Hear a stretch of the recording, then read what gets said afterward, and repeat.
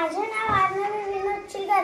आज मी सर्वांपुढे एक गोष्ट सादर करण्यात आहे. माझ्या गोष्टीचं नाव आहे कोल्हा आणि बगळा. मित्रांनो, मी तुमच्या समोर ही गोष्ट सांगणार आहे. एक होता बगळा आणि एक होता कोल्हा.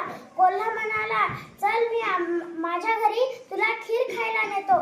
तर मग बगळा म्हणाला, चल. तर कोल्हा मस्त प्लेटीमधलं खीर मस्त खाऊ लागला. मात्र बगळ्याची बगळ्याला चोच होती म्हणून त्याला खाताच न गेलं. मग दुसऱ्या दिवशी ते त्याला चिडवू लागला. म्हणून बगळ्याने पण सांगितलं, चल माझ्या घरी, मी पण तुला खीर खायला नेतो.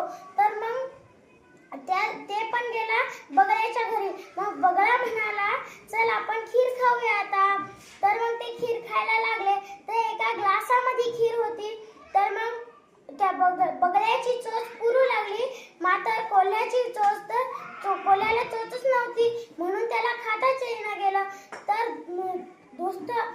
मित्रांनो, आपण कधीच कोणाला चिडवू नये. धन्यवाद.